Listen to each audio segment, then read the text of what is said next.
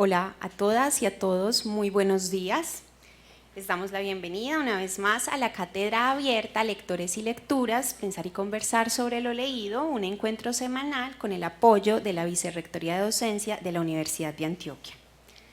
Los libros como formas de memoria son misterio, páginas cerradas en las que impera un silencio ensordecedor que deja saber, por ejemplo, de calles en Algarabía como las de Estambul, de la Galilea cercana de Judea, luego de cruzar la frontera que la separa, de la intimidad ofrecida por una tarde de gris eterno en Londres, de la gota incesante caída del cielo de Valdivia, Chile, de la tierra roja que aún pesa sobre tantos cadáveres en Colombia. Los saludamos, muchísimas gracias por estar acá e igualmente saludamos a Margarita Valencia de Lleras, nuestra invitada de hoy, editora, traductora y crítica literaria, con textos publicados en Trampa y Texturas, El Malpensante, Arcadia y ABC Cultural, entre otros medios. Como docente e investigadora, concibió y dirigió entre 2011 y 2018 el área de estudios editoriales del Instituto Caro y Cuervo de Bogotá. Desde 2016 trabaja en el diseño y realización de talleres de edición comunitaria, proyecto que se inició en Bogotá y que en este momento se lleva a cabo en otras ciudades de Colombia. Ensayos literarios suyos se han recogido en Palabras desencadenadas, Granada, La Veleta 2010, Universidad de Antioquia 2013. Asimismo, la editorial Pretexto publicó en 2014 Un rebaño de elefantes, una pequeña incursión en la autoficción, y en 2019 publicó Ellas editan, Ariel 2019, una compilación de entrevistas a editoras colombianas. Junto a ella, esta mañana vamos a conversar sobre el triángulo obtuso de la edición, intervención sobre una industria editorial que ha crecido y se ha nutrido de su indiferencia ante las condiciones inciertas en las que trabajan los creadores, así como de su ignorancia de los lectores. Su actual crisis indica que las cargas empiezan a cambiar. Recibámosla, por favor, con un aplauso.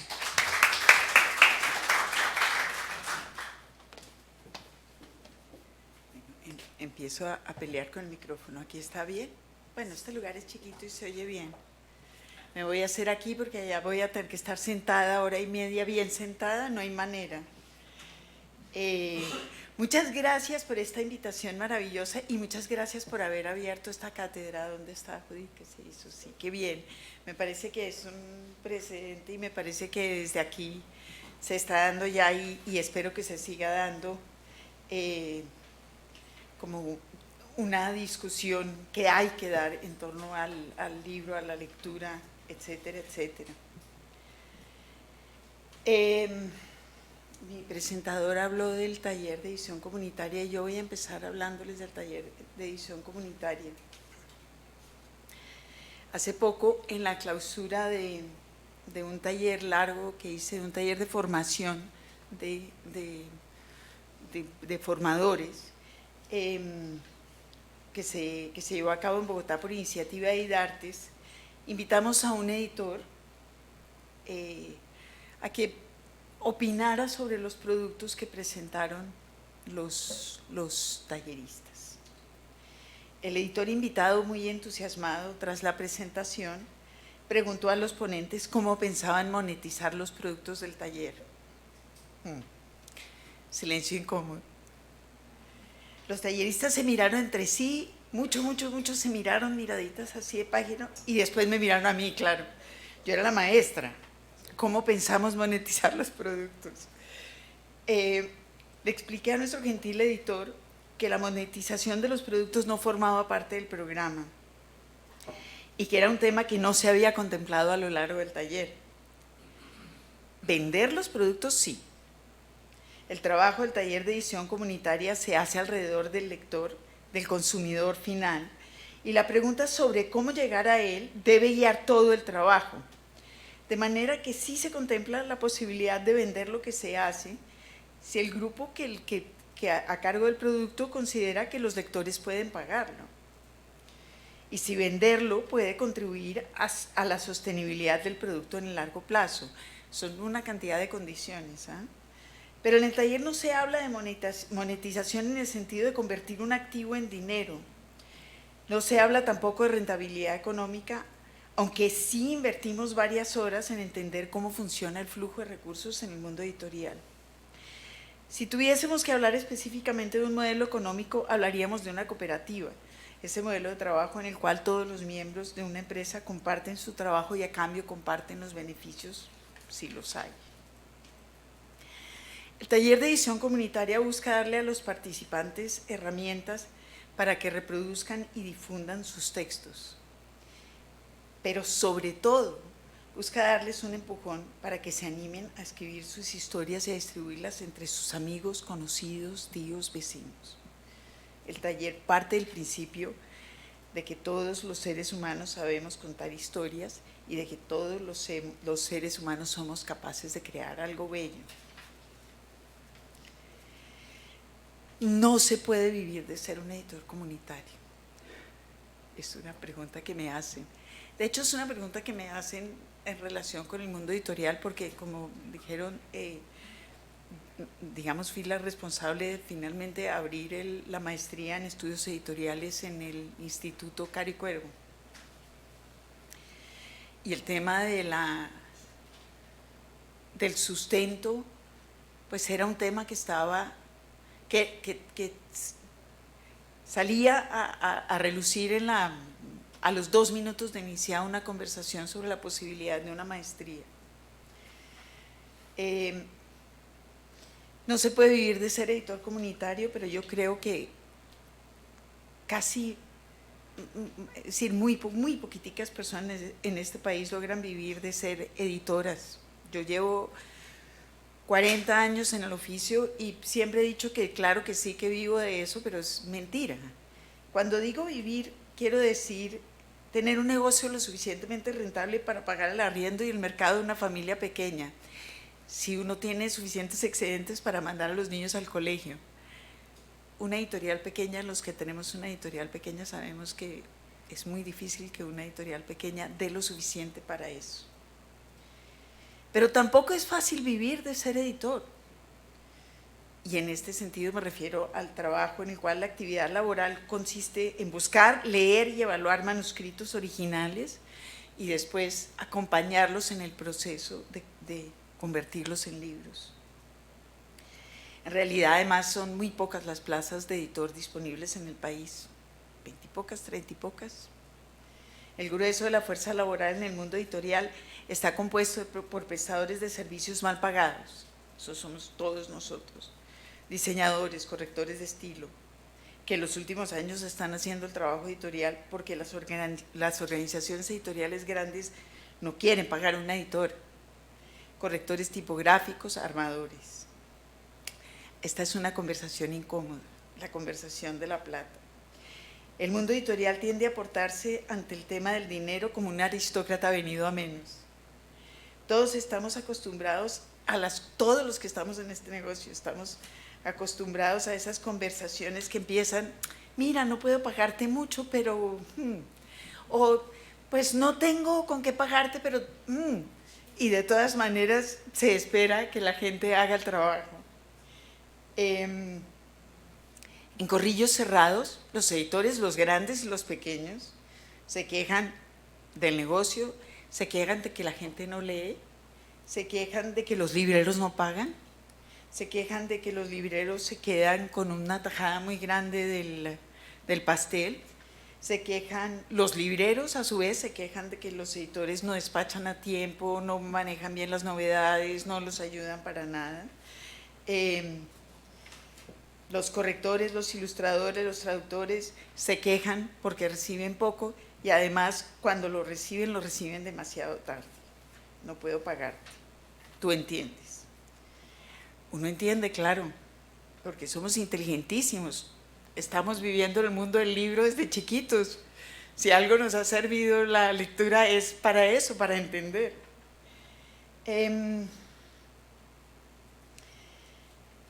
Con los creadores, con los autores, en el caso del mundo editorial, la conversación en cambio es corta, no pasa por el, ay, tú tienes que entender, tú sabes. En general, la mayor parte de los editores resuelve la discusión con los editores, con los autores, con un rápido,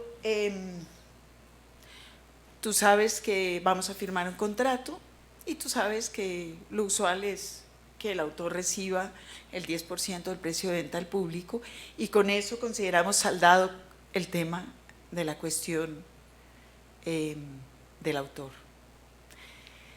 Ese 10% del precio de venta al público, bueno, una cuentica les voy a hacer aquí rápido, que sigo haciendo en un papelito. El 10% del precio de venta al público, que es la fórmula de rigor para escritores de más recorrido, a veces es el 15%, personas como García Márquez a veces logran que les paguen el 20% o lograron en vida que les pagaran el 20% después de 60 años de producirle dinero a la industria editorial. Digamos que el libro vale 25.000 pesos. 25.000 pesos creo que sigue siendo un buen promedio para un libro, ¿verdad? 10% es 2.500. Si la tirada es de 1.000, eso quiere decir que el autor, yo, recibiré 2,5 millones de pesos en el futuro, lejano, es decir, no hoy, en el curso del próximo año, posiblemente. Pero además en esto que estoy diciendo, también estoy diciendo algo que no es cierto. Tiradas de 1.000 ya no hace nadie. La tirada normal en una gran editorial puede ser de 500 y en las editoriales universitarias no pasa de 300. Pero resolvemos el problema del editor con esa fórmula, 10% del precio de venta al público.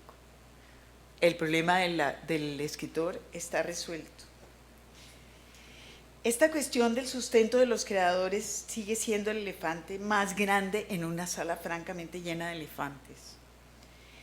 Desde las dedicatorias genuinas de Virgilio a Mecenas hasta las dedicatorias burlonas del amargado Cervantes, la situación económica de los creadores dependió durante siglos de la largueza y o el capricho de los ricos. Y en todos los campos de la creación artística la situación era más o menos igual. Hasta el siglo XV, cuando empezó tímidamente a comerciarse la obra de arte, las obras se hacían por encargo y los artistas estaban vinculados a la voluntad de su cliente en una relación subalterna. El artista solía formar parte de la organización doméstica del mecenas. La niñera, el pintor de la corte, el poeta, la cocinera.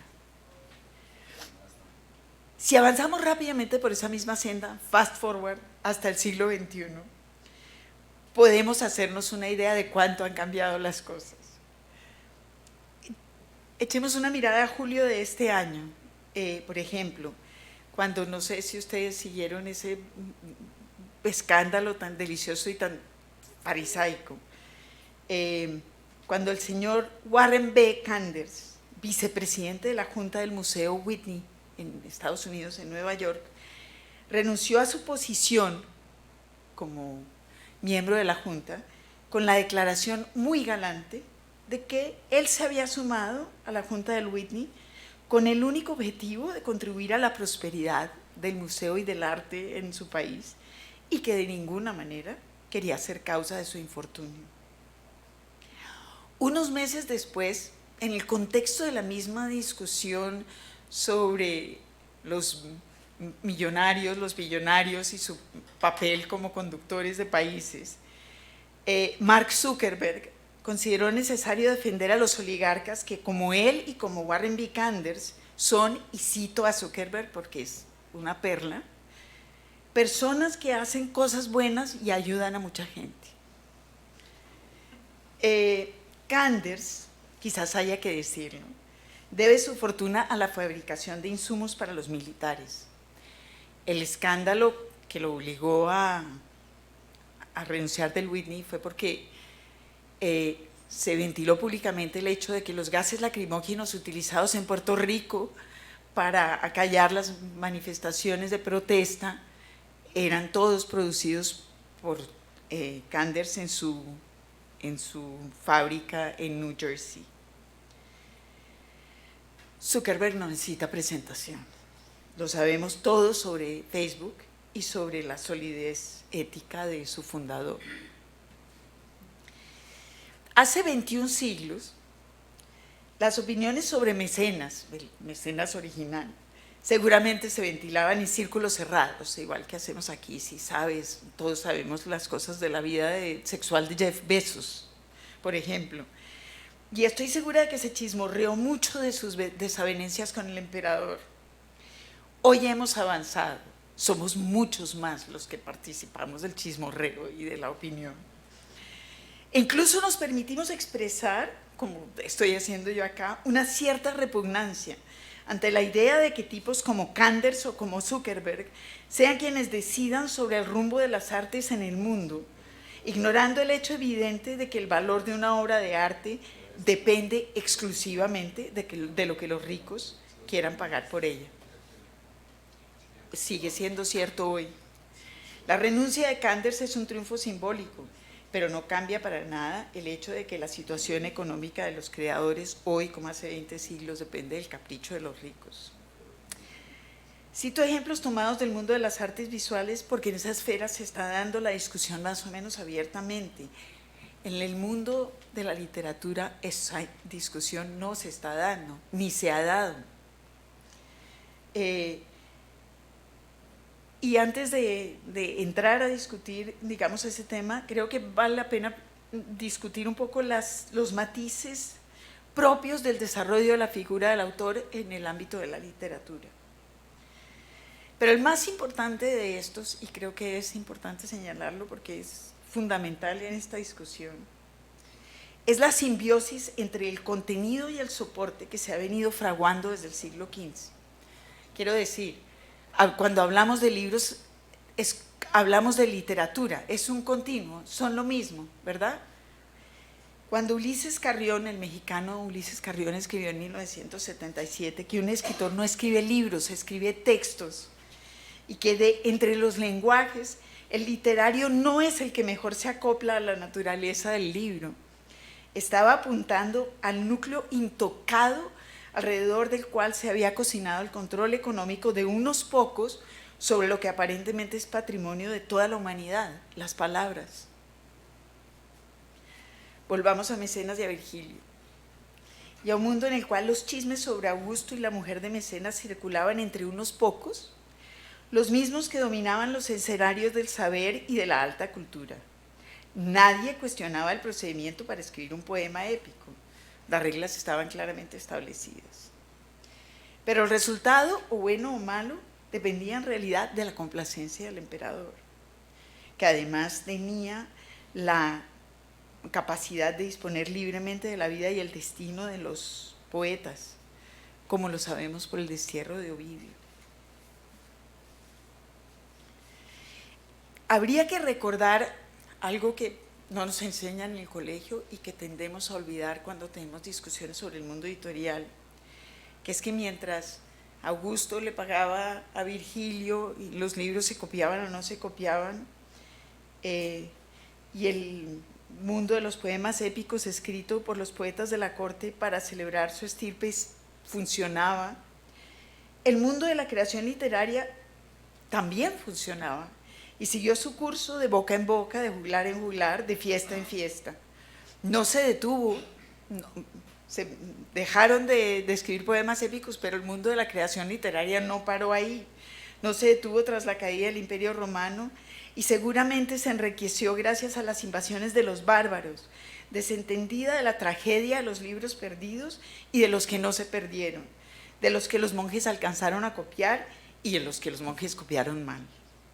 Desentendida incluso de los cientos de historias y poemas que sonaban simultáneamente por todo el mundo en pequeños círculos alrededor del hogar, quizás en el ágora o en la maloca o en donde quiera que se reunieran esta o aquella agrupación humana. Este mundo de las historias alrededor del fuego y aquel, el de los poemas épicos del emperador, se acercaron un poco cuando los poetas de las cortes decidieron usar la lengua de los poetas del hogar, la Divina Comedia. Y se acercaron otro poco cuando las imprentas se esparcieron por toda Europa y parte de América. Y se acercaron un poquito más cuando los impresores descubrieron que podían imprimir y vender mucho más que Biblias y poemas épicos. Y aquí yo creo que hay un quiebre fundamental en el tema de la creación, y es aquí donde se cuaja definitivamente esa asociación entre el libro, o sea, un objeto comercializable, y la creación literaria.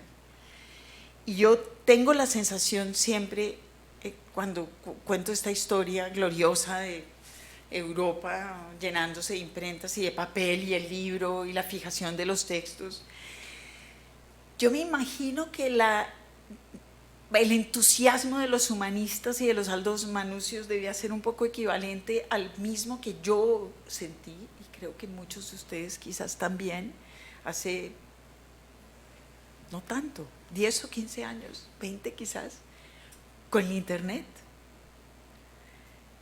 que fue un genuino entusiasmo. No puedo hablar por ustedes, pero por mí sí, y por la gente que me rodeaba, y la idea que teníamos de un mundo donde circulara libremente los contenidos era una idea que a mí me resultaba fascinante, y que creo que fue la misma idea que informó la llegada de la imprenta,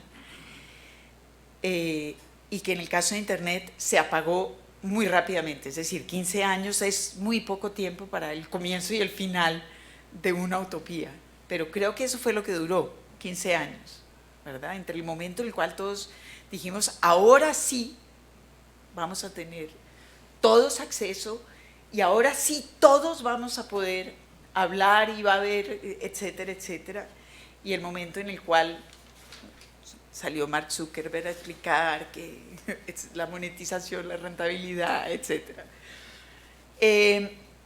Ese sueño utópico que nosotros describimos ahora como el sueño de la imprenta sigue vivo. Y no entiende uno tampoco muy bien por qué. El de internet ya se acabó, pero este sigue vivo. En ese momento del acercamiento, en ese momento de la imprenta, empezó la historia de lo que hoy se llama en español los derechos de autor, y en inglés, una lengua mucho menos dada a los eufemismos, se llama derechos de copia, copyright. Y esta historia empieza con el pacto entre la corona inglesa y los impresores, la Stationers' Company, que agrupaba a casi todos los impresores ingleses de la época. Y ese pacto le permitió al gremio imprimir, le dio al gremio el monopolio de la impresión y de la venta de libros, a cambio de su ayuda en la implementación de la censura. La compañía extendía el derecho de copia al impresor que la solicitara, extendía a perpetuidad el derecho de copia para el impresor que el impresor solicitara, y este derecho le permitía al impresor comercializar su libro sin competencia. A cambio, el impresor se ocuparía de borrar todas las alusiones que pudieran ser molestas o incómodas o mal vistas. Los impresores, a su vez, pagaban casi siempre al autor una suma por estos derechos, una sola suma, un pago único. Milton, por ejemplo, recibió por El Paraíso Perdido, ustedes, no les voy a preguntar si no han leído, pero lo han visto, ¿verdad? El Paraíso Perdido. 12 libros, es decir, es un tocho poderoso. 5 libras le pagaron a Milton. Yo me molesté en buscar eso, además, porque para eso sí sigue sirviendo el internet. ¿Cuánto eran 5 libras en ese momento? 5 libras en ese momento, en el momento en el que Milton recibió sus 5 libras, eran como 2 meses del salario de un artesano. Digamos que los artesanos en Colombia estuvieran muy bien pagados, digamos que a Milton le pagaron 5 millones de pesos por El Paraíso Perdido. Y yo pensé mientras hacía eso, lo primero que pensamos todos, que es qué miseria. Y lo segundo que pensé es, hoy no le hubieran pagado esos 5 millones de pesos. El impresor, que era Simos, le hubiera dicho, mira, hacemos un contrato y yo te pago el 10% del precio de venta al público, bla, bla, bla, bla, bla, de los libros vendidos, cuyo la librería, no sé qué. Y Milton, que además, qué mala suerte, se cogió y se murió como a los meses de haber hecho eso. Si lo hubiera hecho hoy no hubiera visto nunca un centavo de su... Seguramente los nietos de Milton habrían recogido una plata y habría un agente maravilloso que recogería mucha plata vendiendo ediciones críticas del Paraíso Perdido. Pero a Milton nadie le pagó, en realidad. Lo que quiero resaltar aquí es que en esta transacción los autores no tenían derecho a copia. Es decir, el copyright era un derecho que les daban a los impresores. Era un negocio entre papá y mamá. Los niños no jugaban. Y solo hasta 1710 se permitió que los autores tuvieran derecho, en algunos casos, a la copia de sus libros. Eso es lo que se llama hoy tan gloriosa y pomposamente derechos de autor.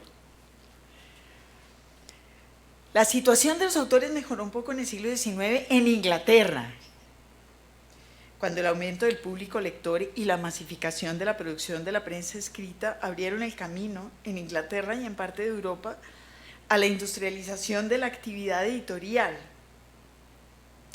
Industrialización que por supuesto es la causa determinante en la masificación y la homogeneización de los contenidos. Quiero resaltar esa palabra que no quiero volver a repetir porque es dificilísima de pronunciar, homogeneización, porque esa es una palabra que está, digamos, en las antípodas de la creación artística, ¿verdad? De alguna manera imaginamos eso. Hasta entonces, mal que bien, la tarea del escritor se producía tradicionalmente al margen del trabajo ordinario. Esta separación, acota José Luis Brea, suele ser incluso perceptible en términos de división del trabajo. Las castas consagradas a la producción simbólica se encuentran habitualmente liberadas de la participación en el trabajo productivo. O sea, escribían pues la gente que no tenía nada más que hacer y que podía. Sí, se aburrían. La gente que trabajaba pues no escribía. Escribían los que no trabajaban, los que tenían renta. Y de nuevo yo les preguntaría a ustedes qué tanto ha cambiado eso, qué tanto es posible vivir hoy de escribir. ¿Qué sucede en América Latina mientras tanto? Las guerras de independencia y la creación de las repúblicas americanas, lo sabemos, conocemos la historia, la leímos. Muy discretamente acompañadas por la prensa escrita. La primera prensa llegó a Colombia en 1738, la primera máquina, primera prensa. A México llegó en 1558, o sea, tardísimo, tardísimo, tardísimo. Y el crecimiento de la actividad editorial aquí en el país sigue siendo supremamente lento, tan lento como el acceso a la educación básica de la mayoría de la población. Pero estamos hoy, y estábamos entonces, profundamente inmersos en la aspiración de la cultura escrita. Y nuestra pequeñísima élite cultural hacía esfuerzos denodados por ingresar al canon occidental. Y aquí casi que quiero usar el presente, sigue haciendo, o seguimos haciendo. De hecho, yo siempre recuerdo mi versión de la independencia de Colombia aprendida en tercero elemental y quizás se parece mucho a la de ustedes, que pasa por una imprenta, ¿verdad? Y Antonio Nariño y los derechos del hombre, es una historia que parecería como una revolución del libro. Es decir, llegó Antonio Nariño, trajo una imprenta, hizo los derechos del hombre, los repartió, todo el mundo lo leyó, se cabrió, hicimos la revolución, nos independizamos. Esa fue la historia que a mí me enseñaron. Yo entiendo que tenía una cierta tendencia en mi casa a lo de la cultura escrita, pero esa es la historia que yo me sabía. Y es una historia, por supuesto, también completamente falsa, pero que yo creo que es importante repetir porque sí indica esa aspiración a la cultura escrita que ha marcado el desarrollo de la industria editorial en este país. A finales del siglo XIX y comienzos del XX, el sistema educativo se limitaba a facilitar a las clases bajas un mínimo de educación escolar sobre la base ideológica del conocimiento del catecismo y con el método pedagógico del aprendizaje de memoria. Hubert Poepel, sobre la educación en Colombia. Solo una pequeñísima élite tenía acceso a instituciones educativas bien equipadas y diferenciadas. Y las tasas de alfabetización en Colombia solo aumentaron significativamente durante la segunda mitad del siglo XX, o sea, antier. Pero la calidad de la educación siguió siendo muy deficiente. En este caso, digamos, en ese gran envión por alfabetizar al país, porque teníamos afán. Esto explica que en un país marcado por sus desigualdades, la lectura y la escritura y el acceso al libro siguen siendo dominio de unos pocos privilegiados. El reciente informe del Banco Mundial sobre lo que los organismos internacionales han llamado pobreza en el aprendizaje subraya la gravedad de la desigualdad en la educación y, por tanto, en el acceso al libro, a la lectura y a la escritura en nuestros países. De acuerdo con el Banco Mundial, al menos el 53% de todos los niños en los países de bajos y medianos ingresos no pueden leer bien a los 10 años. Con lo cual, ya están condenados. Pero vuelvo a esa década de 1970 cuando el país empezó a hacer un esfuerzo serio por primera vez para alfabetizar al país. Esa fue la década de la primera oleada de editores independientes. Y esos editores independientes en ese momento chasqueábamos la lengua y comentábamos con tono desconsolado que la gente en Colombia no leía, como si esa fuera una decisión de los millones de colombianos que o no sabían leer o a duras penas leían una cartilla y que no tenían acceso a libros porque había poquísimas bibliotecas, menos librerías y los libros eran prohibitivamente caros para la mayor parte de la población. Para un editor que no hiciera textos escolares, diseñados desde el Ministerio de Educación y de obligatorio uso en las escuelas y colegios, sobrevivir era una tarea titánica. No es consuelo pensar que a la mayor parte de las editoriales pequeñas del mundo les costaba el mismo trabajo. Empezaba en ese momento la embestida de los grandes grupos que habían descubierto que solo sobrevivirían si lograban combinar varios frentes de producción de contenidos: prensa y libros, libros y televisión, televisión, cine y libros. La literatura ya era rehén de la industria editorial y ésta se ocupaba de controlar su estructura orgánica y su crecimiento a través de una red de premios, de un cuidadoso equilibrio de los catálogos de bestsellers y alta literatura, un par de poetas y del impecable manejo del prestigio. La academia, absolutamente ciega, se encerró en un discurso cada vez más teórico y críptico y cada vez menos relacionado con la literatura, y se limitó a poner a rodar entre los legos un sistema de clasificación que a mí todavía me produce risa y ganas de llorar, y que divide la literatura en comercial y no comercial. A finales del siglo, prácticamente toda la producción literaria en español estaba en cabeza de 12 editoriales, y la industria y el gobierno parecían muy complacidos de poder citar las cifras de impresión de Maquila como evidencia de la pujanza del libro en el país. Si se estaba imprimiendo muchos libros, debíamos entender, debía haber mucha gente leyendo y mucha gente creando. ¿Cómo se hace ese salto? Si lograban que la discusión se quedara aquí, en la producción, no tendrían que enfrentar el gravísimo problema de una población que sigue sin saber leer ni escribir. Hablar de 1,2 libros leídos por habitante al año, o 2,5, da lo mismo, es mentir de 1000 maneras diferentes. sobre las desigualdades económicas, sobre las desigualdades en la educación, sobre las desigualdades en el acceso al libro o en las posibilidades de consumo cultural y literario, que depende casi exclusivamente de la industria editorial y de sus necesidades económicas. De nuevo, este no es un problema colombiano. En entrevista reciente, la poeta rumana Ana Blandiana describe con precisión el peligro de dejar el curso de la literatura y del arte a las industrias editoriales.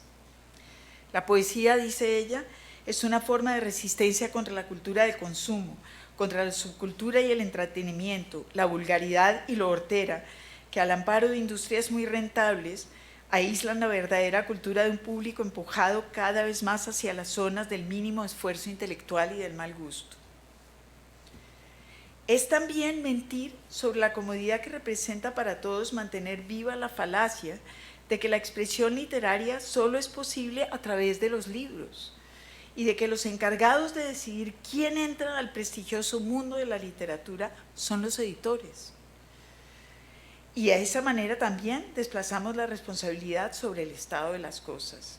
Eso nos libera a todos de la responsabilidad de formar seres humanos íntegros con las herramientas para hacer frente a las obvias necesidades animales de los seres humanos, comer, pero también capaces de satisfacer sus necesidades interiores, capaces de imaginar y moldear su propio futuro.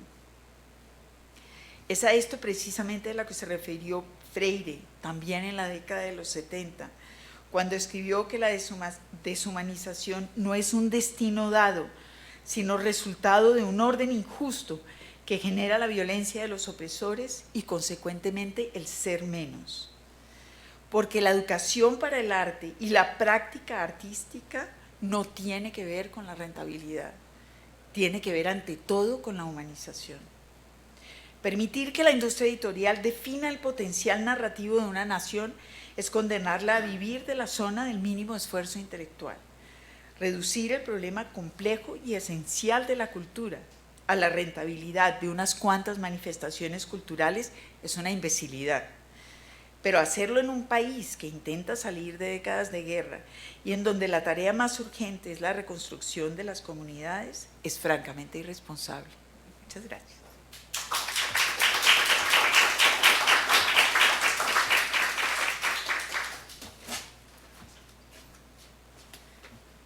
Debo invitar a... Yo la invito. Me llevo mi Señora Margarita, muchísimas gracias. Ya vamos a subir la otra silla. Démosle antes la bienvenida a Ana María Cano Posada. Ella es periodista y editora colombiana, cofundadora de la revista La Hoja de Medellín y de La Hoja de Bogotá, columnista del periódico El Espectador durante 3 décadas y reportera cultural de revistas, diarios y canales televisivos. Autora de los libros Entrevistas de la colección Guberek y Medellín Secreto, editado por La Hoja. Otras entrevistas y crónicas suyas hacen parte de antologías. Dirigió la editorial Universidad EAFIT y editó en compañía de Héctor Rincón la colección Sabia de divulgación científica botánica, describiendo por regiones el patrimonio natural colombiano. Ambas van a sostener una conversación sobre la temática propuesta, el triángulo obtuso de la edición. Quienes deseen participar ya saben que por favor levantan la mano para entregarles el micrófono. Ahora sí, recibámosla con un aplauso.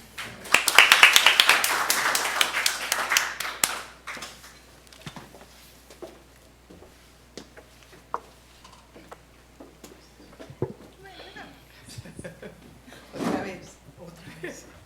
Ya nos saludamos. Sí.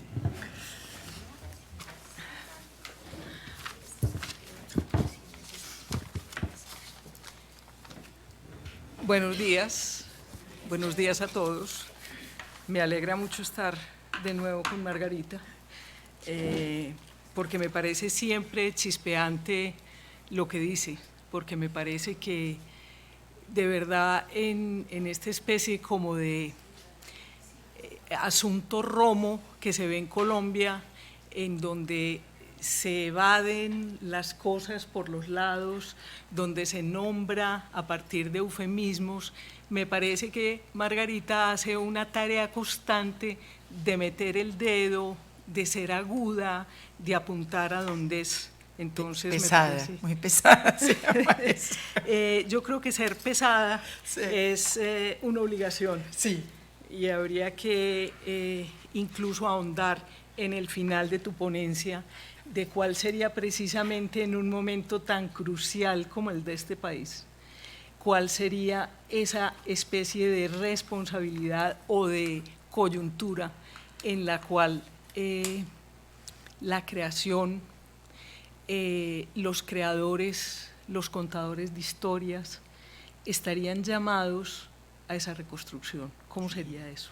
Pues es que yo tengo la absoluta convicción inamovible de que la única manera de reconstruir este país es a través de la reconstrucción de las redes culturales, que no existen. Es lo primero que se rompe, ¿sí? La posibilidad de comunicación, las historias, la posibilidad de contar historias de un lado a otro. Pienso que lo que hace a una comunidad es una historia común. No, yo no creo que la comunidad sea una cosa inamovible, sólida, como, sabe, pesadísima, un país con unas fronteras, 12 latitud, no sé qué. El relato fundacional del que sí, tanto no, nos habla. Sí, no creo eso. Creo que esa creación de comunidades es una creación mucho más ligera y mucho más efímera de alguna manera y más sólida en el larguísimo plazo. Y consiste en empezar a tener historias comunes otra vez. No la historia de alguien que nos han contado, sino en volver a crear nuestras propias historias.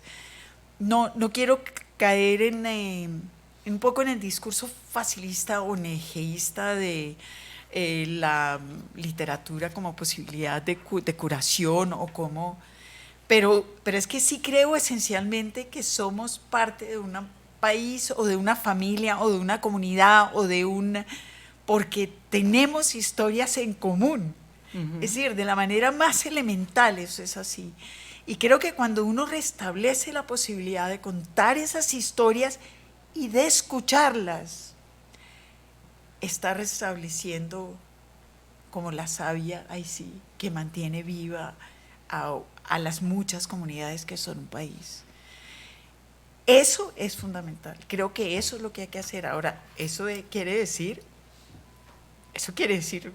una bestialidad de trabajo que yo siento que no estamos haciendo.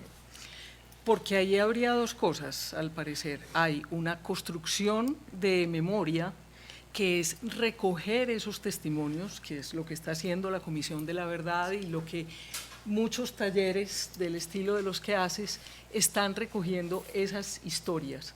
Pero lo otro es alentar a unos creadores, a unas personas que tengan su propia incidencia en esa reconstrucción, ¿la podemos llamar así?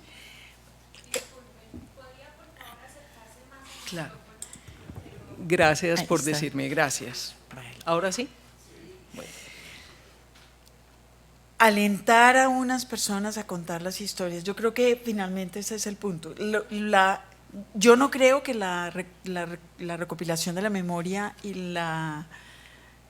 las historias sean lo mismo. Creo que la recolección de la memoria es esencial y es fundamental, pero creo que lo otro es más urgente, porque fíjese que esta recopilación de las memorias tiende a ser de todas maneras un ejercicio unilateral y vertical, y no necesariamente establece el diálogo y lo que yo creo que hacen las historias, que es justamente donde la industria editorial ha parado el curso natural de la literatura, es establecer un diálogo.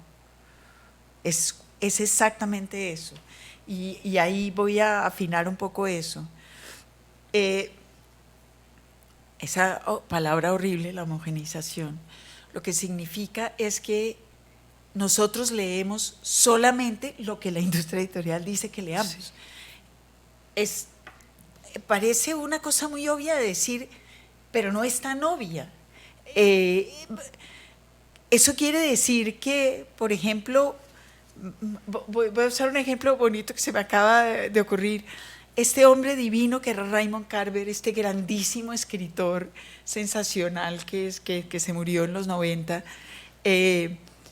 decía que él escribía cuentos porque él era el papá cuidador de sus hijos, la mamá trabajaba y él escribía, y que él, por supuesto, nadie con 2 niños chiquitos puede escribir más que cuentos, si acaso haikus.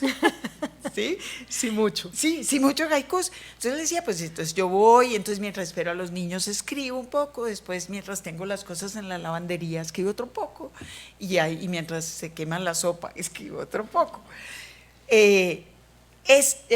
Porque es la vida mía. Hay lo que es bonito de esa historia de Carver es esa relación clara y orgánica entre mi vida y lo que yo escribo. Esa relación clara y orgánica entre mi vida y mi creación artística es lo que la industria editorial rompe. Porque la industria editorial nos dice, divino eso, divino, pero mira, mi amor, lo que se están vendiendo son novelas de 2000 páginas.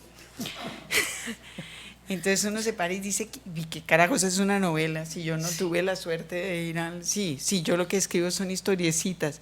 O cómo es un soneto si eso es lo que se está haciendo. Entonces resulta que un soneto es algo que yo no sé escribir. Lo cual quiere decir que yo no soy escritor. No puedes hacer. Es así de fácil, es tan obvio como eso, ¿sí? Eso en el mundo anglosajón lo resolvieron hace mucho tiempo enseñándole a los niños a escribir sonetos en el colegio, que es entre otras un ejercicio que yo quisiera que hiciéramos en todo el mundo. Está bien, aprender a escribir sonetos es un buen plan, pero es que aquí a la gente no le enseñan a escribir, porque tenemos una industria editorial chiquitita que se basta suficientemente con lo que trae de afuera y con lo que escoge aquí, de ahí, aquí y allá, pincha. Lo único que necesita son consumidores silenciosos de lo que les dan y básicamente se queja, todo esto sí en voz muy baja, de que no escriben tan bien, sobre todo, es que no son tan buenos escritores los colombianos. Ya van a ser, ya vamos llegando y ya hay escuelas, pero todavía no son tan buenos. Entonces uno dice, pues no, claro que no son tan buenos. Yo no sería capaz de escribir un poema épico, pero jamás, ni a palo. Es decir, y he leído mucho. Sí, y no has aprendido. Mucho y no he aprendido. El punto es que la industria editorial corta la expresión del orgánica, no natural, porque divinamente no hay nada de natural en el arte. La expresión orgánica. Al establecer unos patrones de creación que no tienen nada que ver con la creación, sino que tienen que ver con la venta y el consumo. ¿Okay? Entonces, en ese sentido, estamos dando una vuelta sensacional de cómo lo que tenemos que hacer en este país es subir la venta de libros. Yo no tengo nada contra la venta de libros, he sido, si acaso un poco de resentimiento, porque he sido editora toda la vida y sé que lo de vender libros es muy jodido.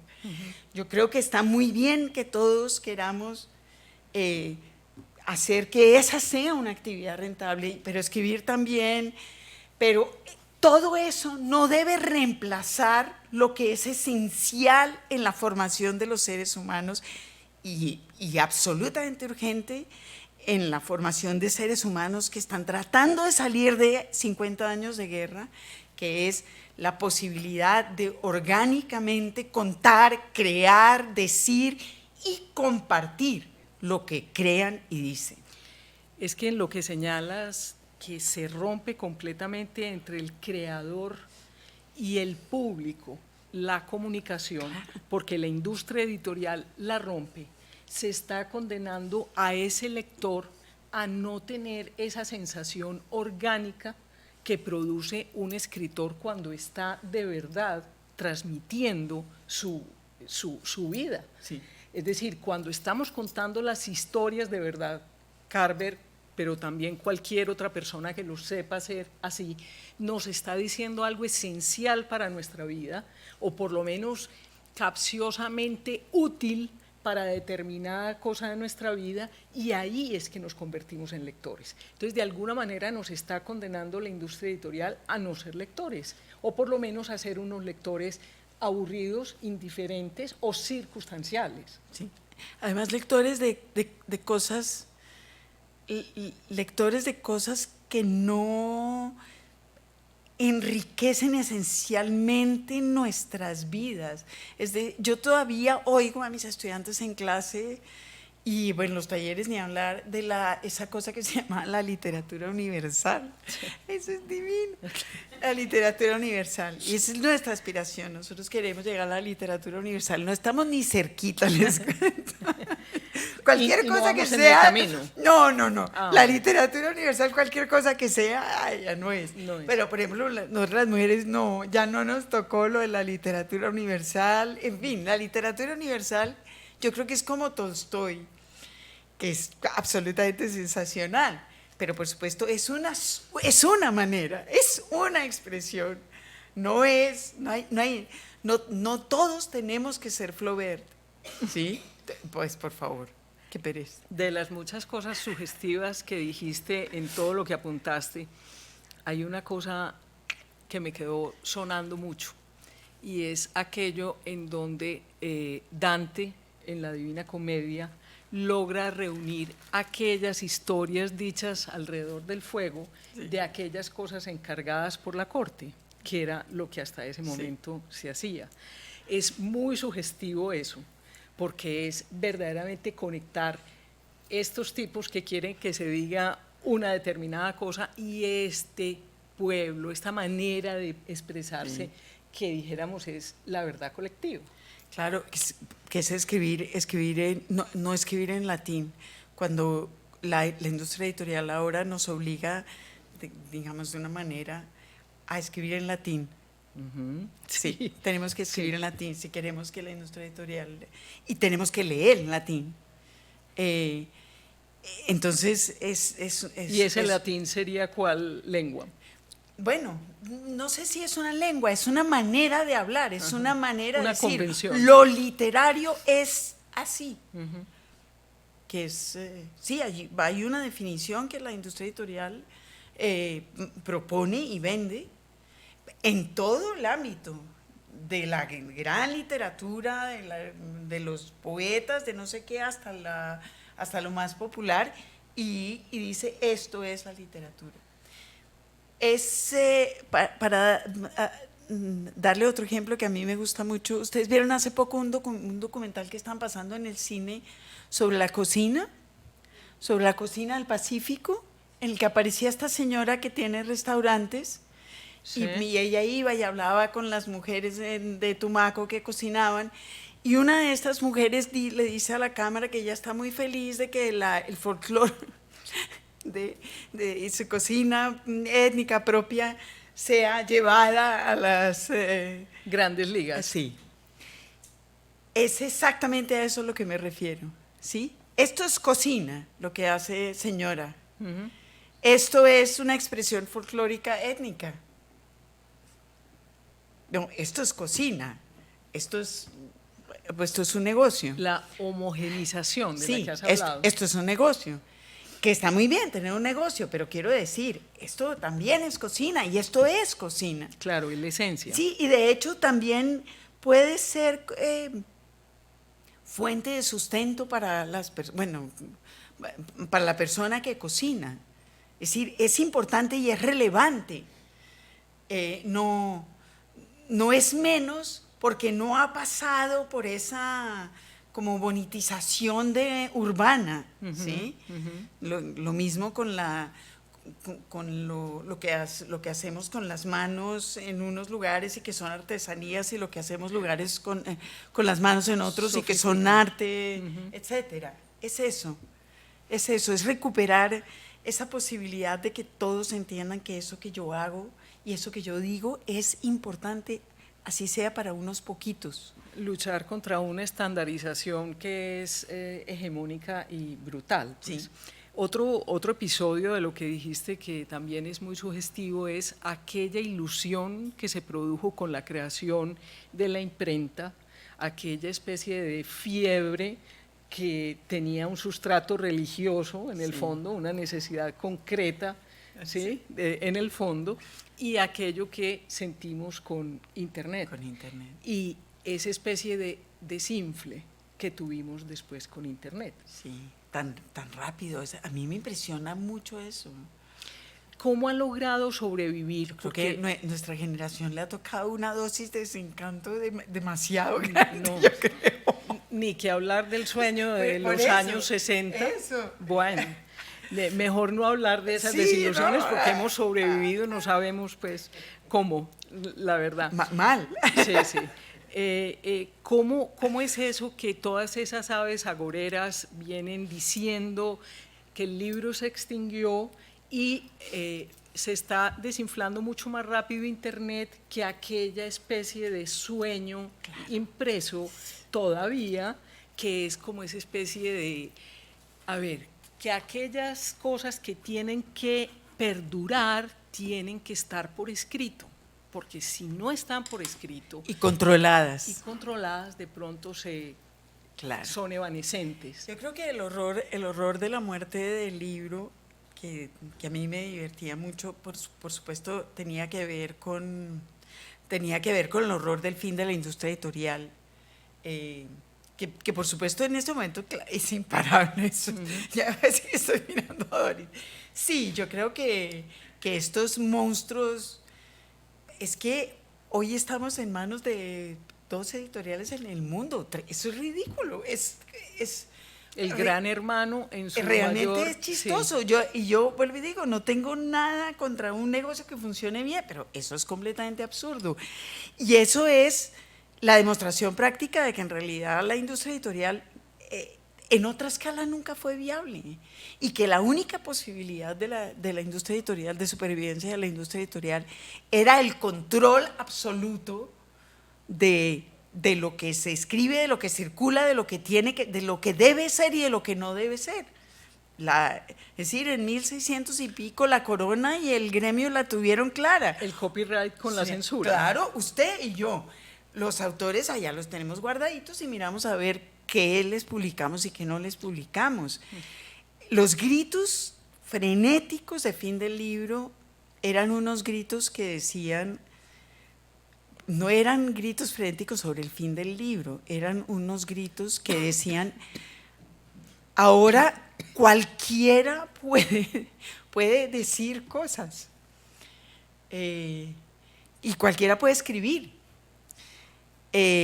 También estamos viendo ahora que yo, que me monté muy feliz en esa idea, entiendo el horror de que cualquiera pueda escribir, y estoy como revisando y tampoco tengo tan claro cómo voy a recomponer mi discurso sobre la libertad de expresión y la libertad de creación, que claramente lo tengo que reconstruir, pero no tengo muy claro hacia dónde.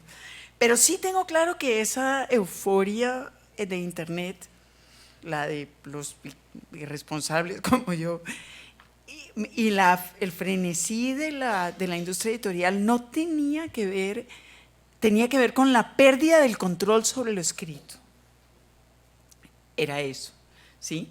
No es que… Eso era lo interesante, claro, perder el control. Claro, perder el control. Entonces ahora nadie nos va a decir que es como ha sucedido siempre.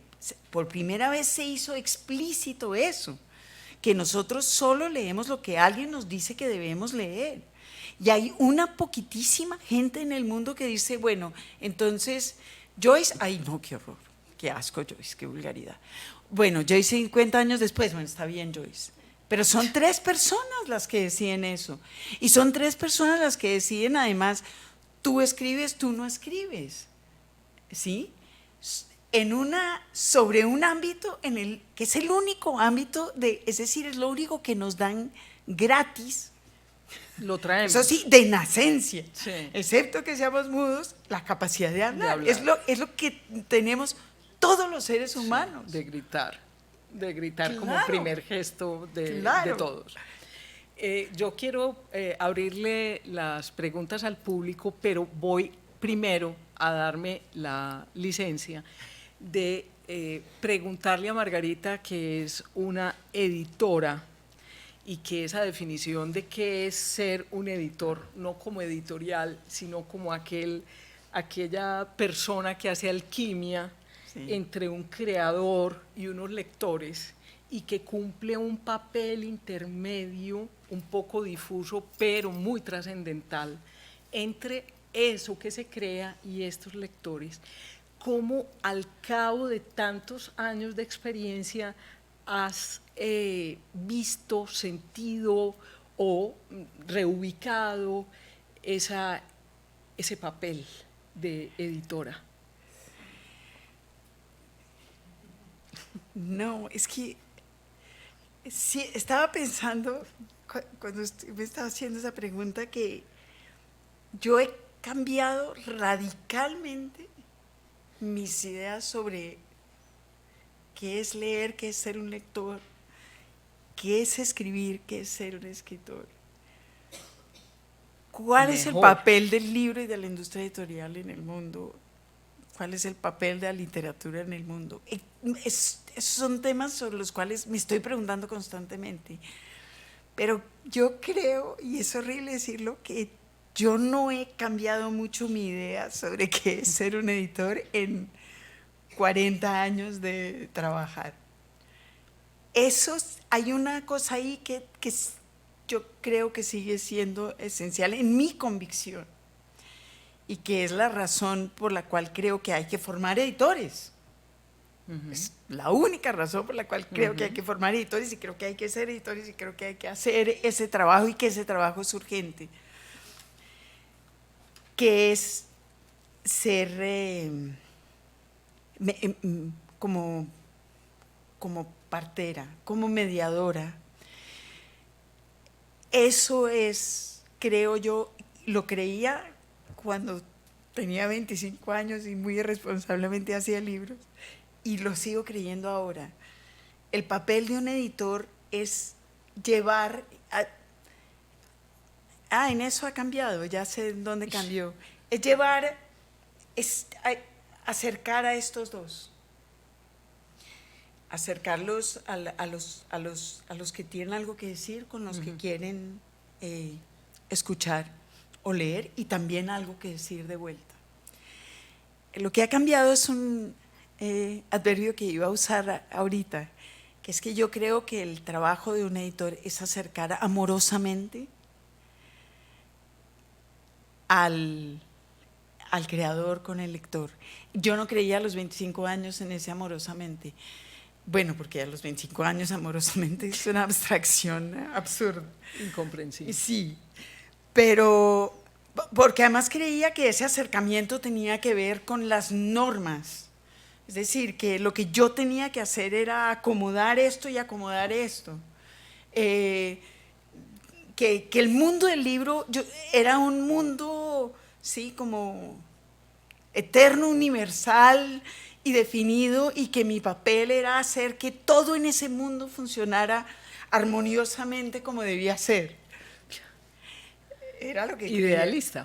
Sí. Hoy creo, armoniosamente, y el deber ser, todo eso, ya sé que no, pero sí sigo creyendo que la labor de un editor o de una editora es esa, es acercar amorosamente ese creador a ese lector. Lo que pasa es que hoy ya creo que el trabajo editorial casi que no necesita papel si no hay papel, ni no necesita, si no hay teléfonos, pues sin teléfonos, y si lo que tenemos es un pedazo de madera, tenemos que usar el pedazo de madera, es lo que creo. Lo que creo que es importante de un editor es establecer ese diálogo sin el cual todos nos vamos a morir de tristeza. Puede que no de hambre, pero de tristeza sin ninguna duda. Y de silencio, sí, que es la peor muerte. De la tristeza que nos produce el silencio. Me doy por muy satisfecha. Yo quiero saber quién va a preguntar. A ver.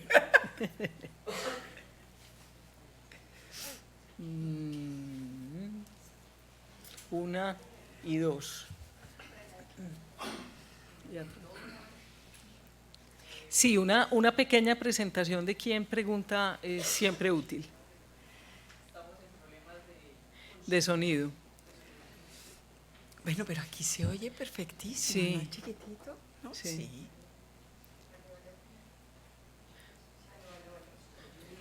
Sí, yo creo que si te paras. Ah, es para el streaming. Perfecto. La posteridad necesita micrófono. Muy bien, muy bien. ¿Quieres este? Mira. Aquí hay uno. Sí, aquí hay dos.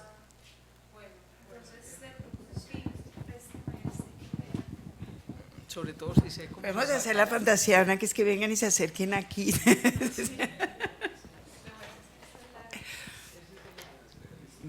Bueno, buenos días. Mi nombre es Margarita Izaza. Soy periodista. Me gusta leer. A veces corrijo textos. Aquí están mis jefes. O sea, usted sabe exactamente de qué estoy hablando. Y bueno, en fin. Estoy en la crisis de la identidad de la misma del Estado-Nación. Mi pregunta es un poco, digamos, en este panorama de homogeneización, no lo dije bien, No, es horrible, es horrible. de administración del prestigio en el caso de la literatura y digamos de estas tareas que se han terminado abocando los editores o las personas que participan del mundo editorial, tan separado del mundo no editorial como pueda estarlo. ¿Qué hace la gente? ¿Qué hacen los creadores? ¿Qué hacen los otros editores, los otros lectores?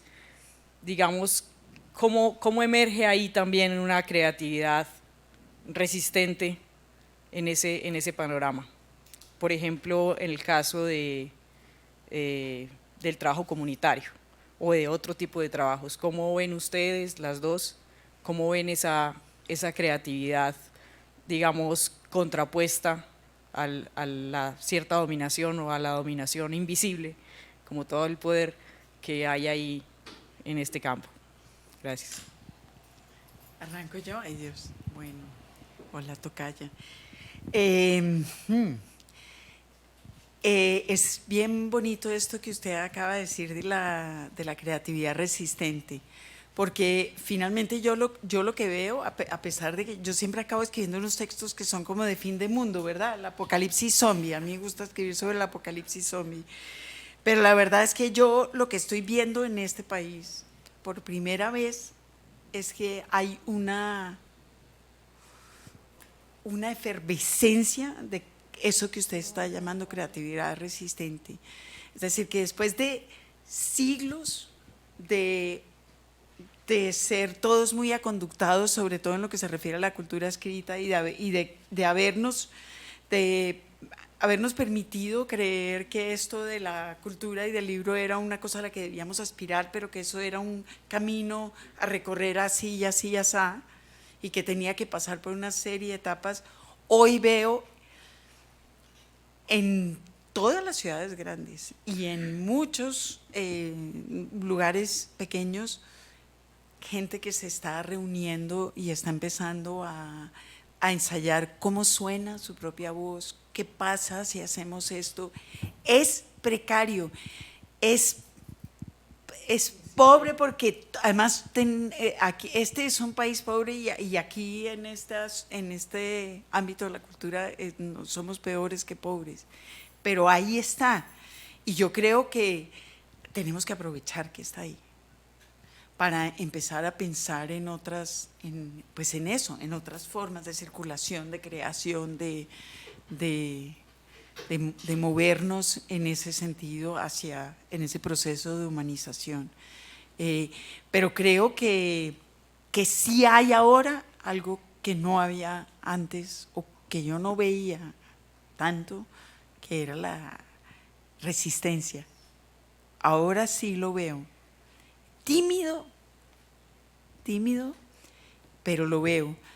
Y también sé, porque he vivido para verlo, que no hay nada más frágil que el tejido cultural.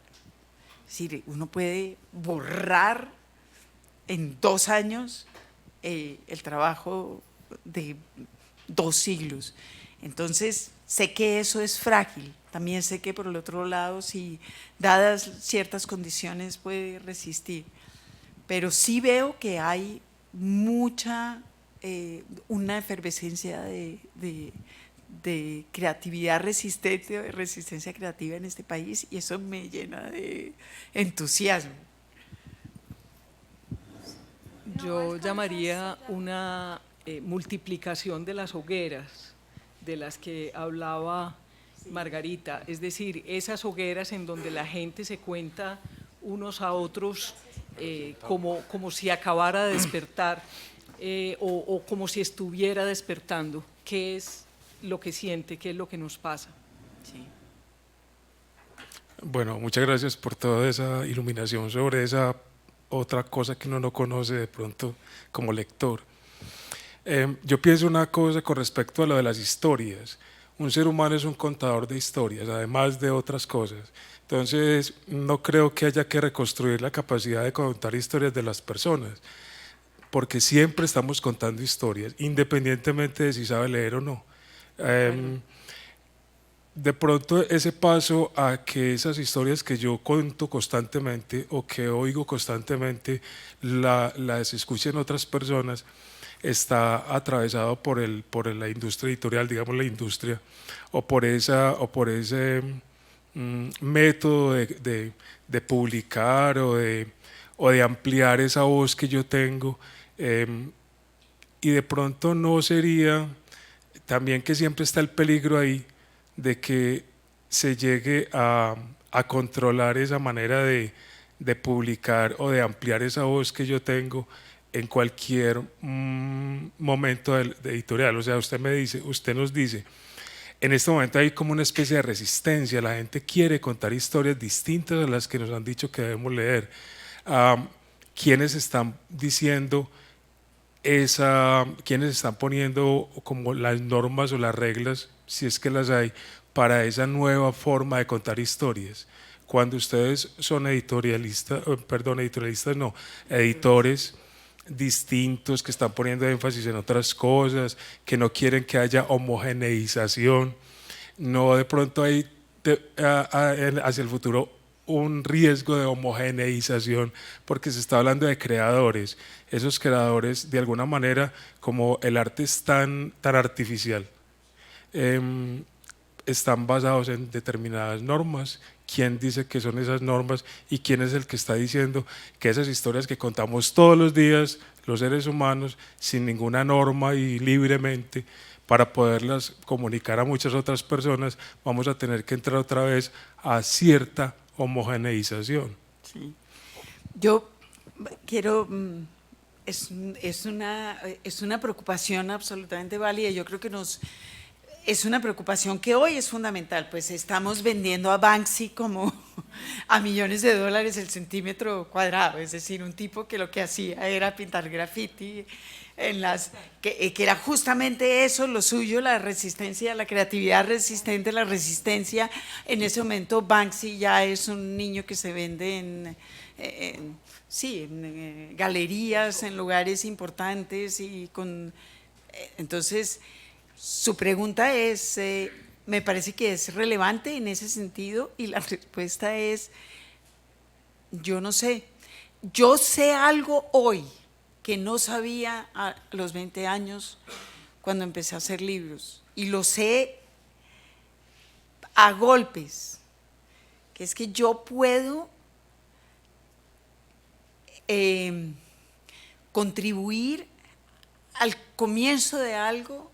Yo puedo ayudar y acompañar un proceso, pero no puedo controlar el resultado. No, es algo que no puedo hacer en casi ninguna de las instancias de mi vida. Creo que además el sustento, la esencia del capitalismo es el control de los resultados. El capitalismo se nutre de: si yo hago esto, voy a hacer esto y voy a recoger 2,20. Creo que, por supuesto, siempre hay ese peligro de alguien que quiera capitalizar eso, rentabilizar o monetizar. Y yo no hay nada que yo pueda hacer al respecto. Tampoco estoy segura de que debiera. Contestaría de la manera más hippie posible, que es que de todas maneras siempre vendrán otros, que se les ocurrirá otras maneras. Además, porque no se trata de reemplazar lo uno por lo otro. A mí me parece que la sana convivencia entre o la industria, es decir, creo que el mundo, el arte, se nutre de todas las esferas. Lo que es gravísimo es que solamente una línea sea la que se vea y la que juegue. Entonces, lo que es gravísimo es el control. Entonces, yo mal haría en decir, lo que tenemos que hacer es, porque, además, no sé qué es lo que tenemos que hacer. No sé cómo se hace eso. Buenos días. Mi pregunta tiene que ver con la libertad de expresión y en la actual, lo que se nos está dando ahora en la internet, los bloggers, ¿cierto? Hasta dónde sí se ha permitido que la gente escriba más, pueda expresarse con más libertad. Y aprovecho también la ocasión para contar, por ejemplo, que en este momento están presentando una película que se llama Doble Vida, donde se está planteando justamente, de pronto, es una película francesa, de pronto hablando de un editor, de las diferentes formas de producir libros, libro digital, el libro pues el audiolibro. Adoramos Pero los mi audiolibros. pregunta es esa, ¿qué temor tiene usted acerca de los bloggers y la libertad de expresión? Ay, ningún temor. Lo que tengo, de hecho, a mí no se me ocurrió, de verdad no se me ocurrió, que llegué, hace 10 años que estaríamos acá. Y el temor que tengo yo, mi problema no son los bloggers. A mí, yo sí creo que todo el mundo tiene que aprender a escribir y expresarse y moverse. Pero le voy a citar una cosita que anoté para esta conversación de hoy, también dicha por Ana Blandiana. Ana es rumana y pasó la mitad de su carrera literaria en la cárcel. Entonces ella es refrescante oírla porque pues en este momento está en el otro lado de donde estamos nosotros. Sí, cuando uno habla de no sé quién es un fascista, ella dice, pero cuando tú dices eso, ¿qué quieres decir? Claro, sí, no te estoy entendiendo. Ana dijo lo siguiente: yo descubrí, dice, cuando yo salí de la cárcel, cuando Rumania, digamos, cambió el régimen político, etcétera, etcétera, descubrí horrorizada, y aquí anoté esa cita, que la libertad de la palabra disminuye la importancia de la palabra. Bueno, eso es un textico que tengo ahí como puesto y como... Sí, creo que tengo que pensar mucho sobre eso, porque vuelvo y digo, yo no la tengo tan clara. Tengo claro esto, que Facebook es el infierno. Facebook es el infierno, es decir, un lugar donde la gente puede decir libremente, pues, y no tan libremente, que es lo que lo hace un verdadero infierno, que ese falso ámbito de libertad lo que hace es encubrir, hacer que la gente expuesta sea más fácil de manipular. Eso yo no lo había imaginado, genuinamente. Que no sé si a alguien se le había ocurrido. A mí no se me ha ocurrido y estoy horrorizada, creo que es la palabra. Estoy horrorizada por el nivel de la discusión aquí, en Colombia, por los términos de la discusión, porque claro, en mi fantasía la discusión es siempre civilizada y maravillosa, y se pelea uno mucho y muy ferozmente, pero en unos términos que por supuesto no son los de la verdadera discusión. La verdadera discusión se dan unos términos que es como hachazos. Y eso a mí me horroriza y creo que es lo que está pasando y que creo que fue lo que pasó con abrir ese cauce. Que todo el mundo, claro que es la gloria de la libertad de expresión, que todo el mundo puede decir, no solamente yo. Ahí volvemos a los editores que sabemos qué es lo que tiene que decir la gente y lo que no. Entonces no lo tengo tan claro. Creo que es bueno, pero también entiendo que aquí me han mostrado una cosa que yo creo que hay, respecto de la cual yo tengo que aclarar muchas cosas que vuelvo y digo, no tengo claras. Yo quiero contar algo que me impactó sobremanera y que subraya esa frase de Ana de cómo la libertad de expresión puede disminuir el valor de la palabra.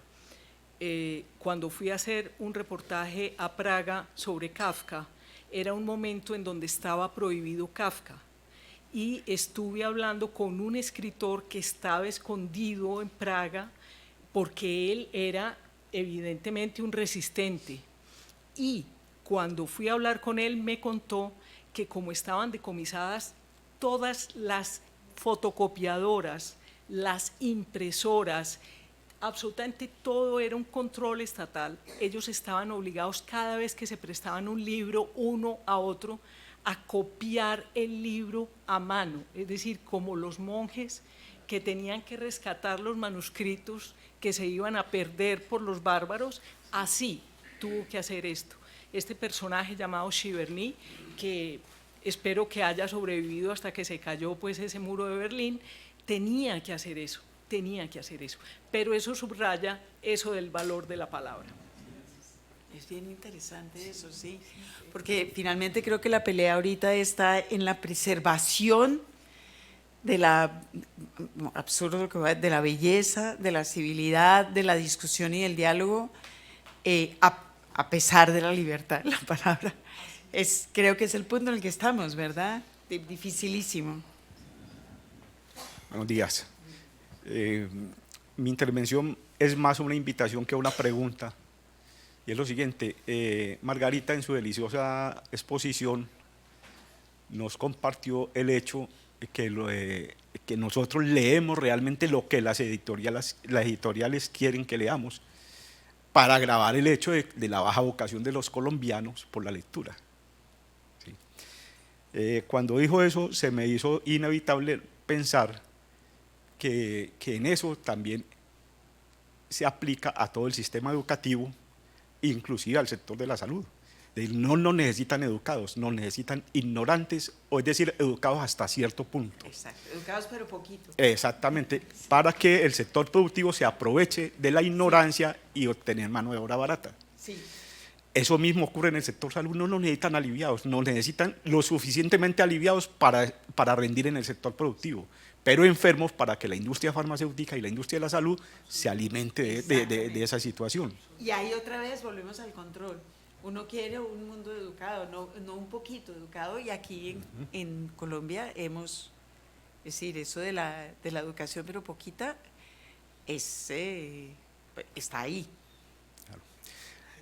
A través de las intervenciones se han dado unos tips acerca de qué se puede hacer, pero la invitación mía más que todo es a que no nos quedemos quietos. Yo miro ahora con satisfacción la efervescencia en que anda Medellín y seguramente muchos sectores de Colombia por el conocimiento y por el arte.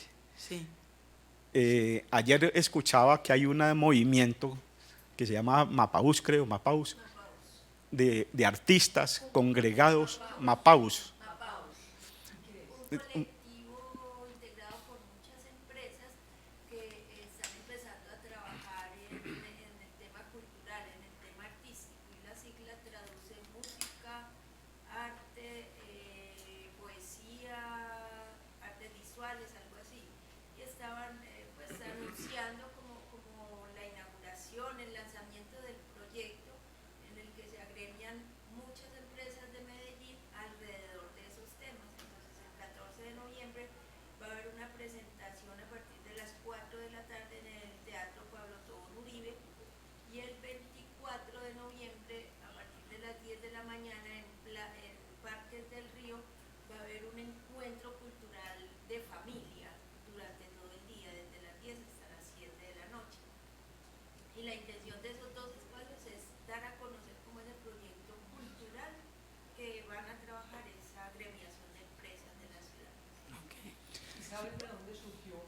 No. no alcanzaron No. a contar la historia. Bueno, ya. Seguramente en el Pablo Tobón Ahora sabemos. Entonces, la invitación va más en el sentido de crear inquietudes, es como a que, es decir, si nos salimos de eso, de lo que el sistema quiere, realmente eso es subversivo. Sí. ¿Sí? De hecho, Judith Butler, que es una de las voces yo creo que más relevantes que hay hoy en ese sentido, dice una cosa que yo creo que es fundamental, que es que la educación humanística es una educación para la ciudadanía activa, es equivalente. Educar a las personas en las humanidades es educarlas para ser ciudadanos activos.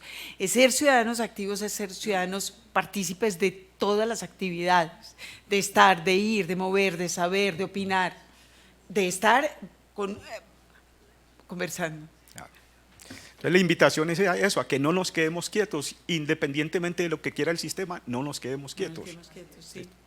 Sí. Gracias. Sí.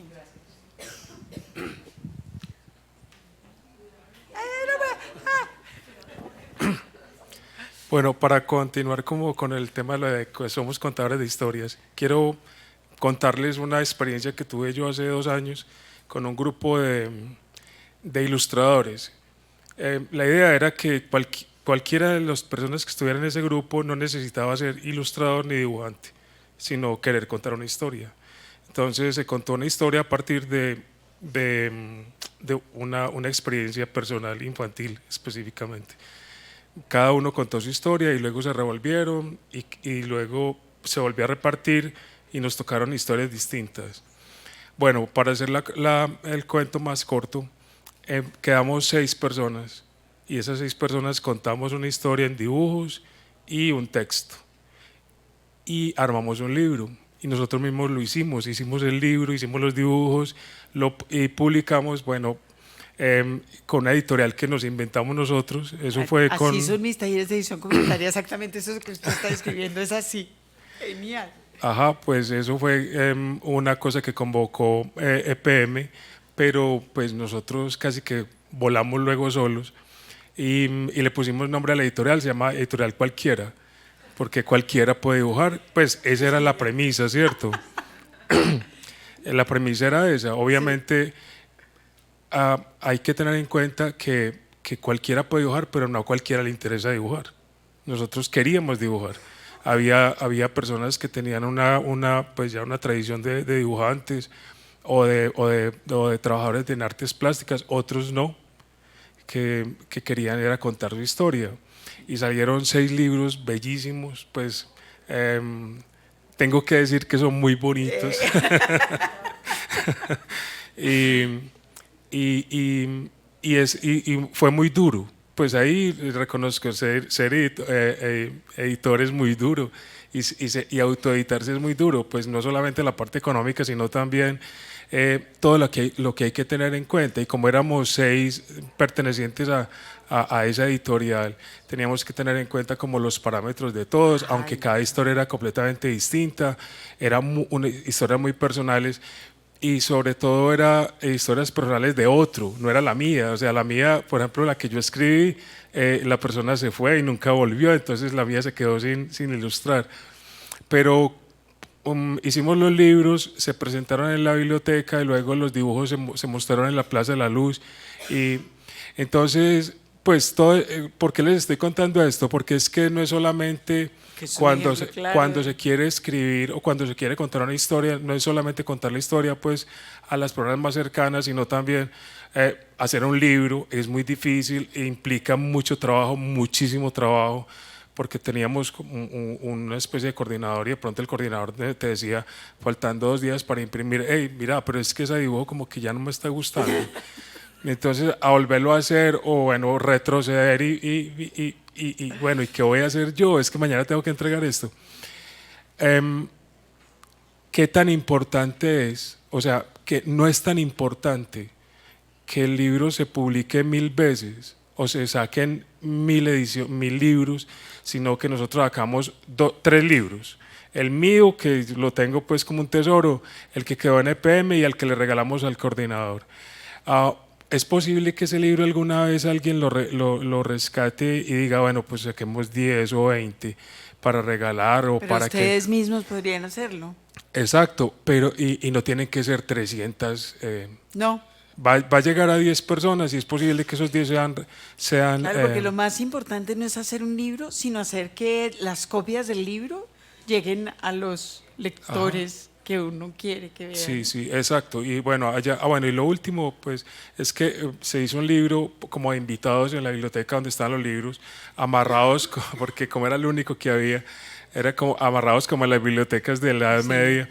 La gente decía, uy, qué bonito eso, a mí me gustaría, pues el libro mío se llama Azul, me encanta el azul. A una compañera le pusieron en su libro, en vez de una dedicatoria, una invitación a amar a Cristo. Otra dijo que había dejado la droga, pues no se sabe por qué, pues, pero necesitó decir eso y lo dijo. Es eso, o sea, yo tengo muchas cosas que contar, como ser humano, muchas historias que contar y contémoslas. Sí. No necesariamente tengo que ser el mejor dibujante o el mejor escritor, contémoslas, salgámonos de esa homogeneización, no necesariamente deseando que nos publiquen 300 o 400 libros, publiquemos el mío. Sí, y es una preciosa historia la que usted está contando porque justamente se trata de eso, de la felicidad de corto plazo, porque es que esa sí, es la felicidad de corto plazo de lograr conmover a alguien más con algo que uno dijo o ser uno conmovido con algo que alguien más le dice. Es el arte, yo creo que es una mezcla inmensa y brutal de millones y millones de esos momenticos chiquititos. Hacer ver que pues el arte exige mucho, pero no decirle a una persona, usted no puede, usted no tiene una formación o porque pues no está como en eso. Se puede manifestar uno en cualquier forma y en cualquier momento. Ahorita con la solicitud de la señora Ana María era que quienes hablaban se presentaran, entonces ahorita aprovecha usted y se presenta, igual que la señora de acá. Hola, buenas. Mi nombre es Cindy, apasionada por la lectura. Escuchándote, me haces también pensar en un personaje que escuché hace poco, que tuve la oportunidad también de cruzar algunas palabras, Martín Caparrós, no sé si… y te escucho un poco y recuerdo el escenario en el que estábamos, en ese… él lo tituló El arte de escribir y contar historias, y decía, la mayoría del público que estaba allí estaban atentos de preguntarle, Martín, ¿cómo tenemos que escribir? ¿Cómo tenemos que editar? ¿Cómo tenemos que publicar? Al ver como esa experiencia tuya, y decía algo así como, es lo sencillo, es lo simple, y te escucho y es darle lugar a eso que se sale del estándar, de lo establecido tan estrictamente, que no da lugar a eso humano, a eso que toca y que moviliza, y que precisamente es a lo que le apuestas en ese proceso que nos compartes hoy. Era más como ese aporte. Gracias.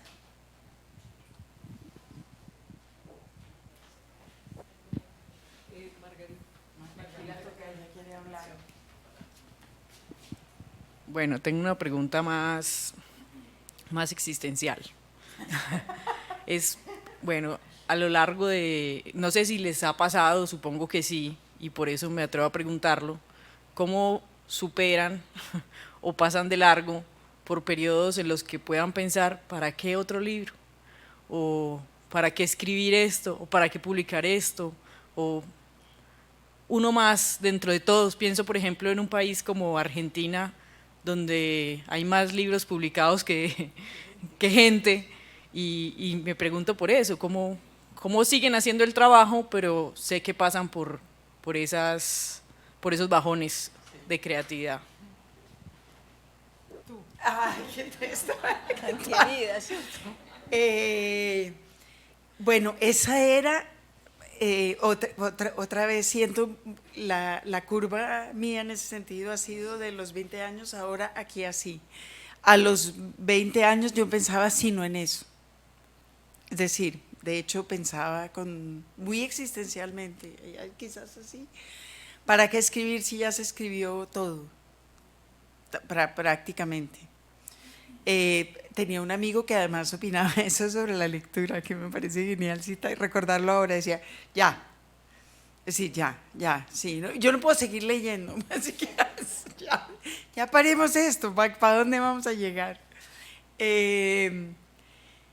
Yo creo hoy, primero que hacer demasiados libros, sí, hay demasiados libros, pero es que yo estoy en otro lugar en relación con los libros. Yo creo que lo que uno quiere no es, otra vez, no escribimos libros, hacemos textos.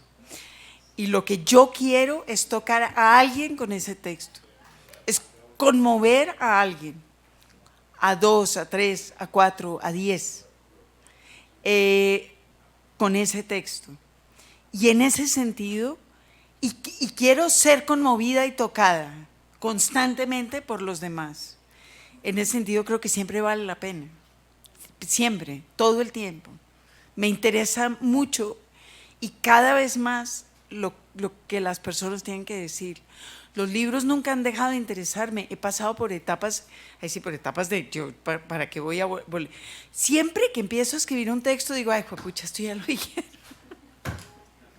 Siempre. Antier, hace la semana pasada, y después tengo que parar y decir, bueno, pero yo no lo había dicho. Yo lo quiero decir, esto es lo que yo...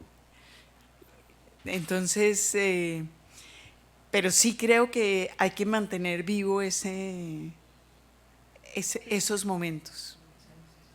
De contarse, de estar en contacto, y que eso no tiene que ver, y en ese sentido es donde otra vez la industria editorial entra, eso no tiene que ver con millones de copias, es una cosa mucho más chiquita.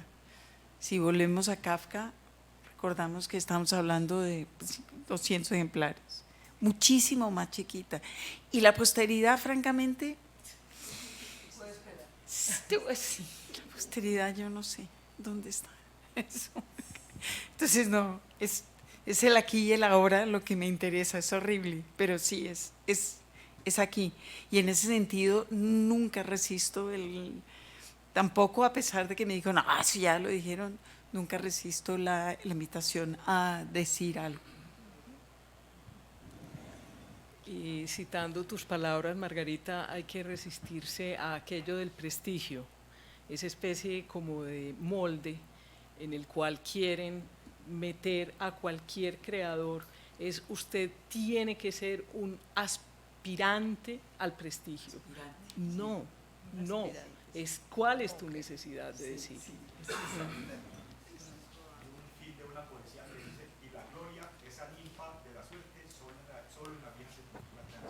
¿Solo en la vieja sepultura? Eso. Sí, bueno, sobre todo porque ya para qué.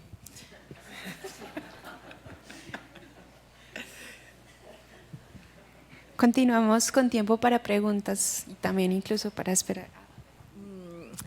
Margarita, Nuestra anfitriona. Esta charla de hoy me ha alegrado porque de los participantes, quienes te han hecho preguntas, han intervenido, en fin, son asiduos a la cátedra. Pues siempre son, como te dije ahora, bueno, de pronto vienen 10, 15, y dijiste, no, 5 son una fiesta. Pues, y hoy ha habido una fiesta, incluso sí, porque uno de los participantes la semana pasada me preguntó, oiga, Judy, ¿qué es eso? Es que el triángulo obtuso de la edición. Y yo le dije, ay, no, y yo le dije, no, tranquila, que ella es genial, venga, no se la pierda. Yo no sabía si era genial. Ana María, creo que se va a volar de mí los próximos 2000 años. Y ustedes no saben lo orgullosa que yo estoy. Y yo le digo, digo, no te la Me pierdas. que gusta es esa genial. palabra obtuso, me parece que tiene que ver con algo que está aplastado, en realidad. Sí. Entonces ha sido como rico porque los he oído a unos que nunca han abierto la boca. y Me entonces- ganó la aspiración al prestigio con el triángulo obtuso. Obviamente decía Margarita, no, es que yo consulté en Wikipedia, pero yo consulté a la Real Academia de la Lengua y esas dos acepciones me parecieron fundamentales. Una es romo y sin punta, lo obtuso, y la otra es lerdo, tardo en comprender, y la tercera es el triángulo obtuso. Entonces no tiene pierde, es decir, romo sin punta, tardo en comprender, todo funciona. Wikipedia, fuente de toda la sabiduría. La razón por la cual llego a este título es porque yo, que soy maestra de cosas editoriales hace muchos años, siempre empiezo hablando del triángulo de la edición, tratando de responder a esa pregunta de qué es lo que hace un editor. Es decir, el mundo editorial es de tres. De hecho, el mundo editorial es plural, que es una de las cosas que yo digo y todo el mundo me mira como así, pues estamos acostumbrados a que los creadores crean solos y no sé, es una cosa, no sé por qué a los señores les gustaba tanto lo de que si estaban encerrados estaban trabajando más. En todo caso, es un triángulo. Y yo siempre lo dibujo como un triángulo equilátero. Y por supuesto que no es verdad, eso no es verdad, no es un triángulo equilátero.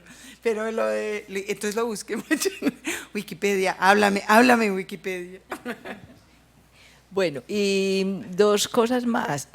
Aquí hay varias editoras en la charla de hoy y ustedes ahorita antes de que empezáramos, ambas, pues Ana María y Margarita decían que algo así como que apagan incendios, pues, pero Ana María lo decía más, me gustaba más lo que ella decía, como un mecánico que, ¿cómo es que dijiste? Sacábamos carros de los pantanos. Exactamente. Mira, sí. este carrito está varado, ¿por qué no me Ven y ayudas a sacarlo? sácamelo, Que lo sí. necesito rapidito. Y entonces asociaban eso con la tarea pues de la edición. Entonces como que de pronto nos cuenten, porque yo les dije, ay, cuenten eso ahora, ¿sí?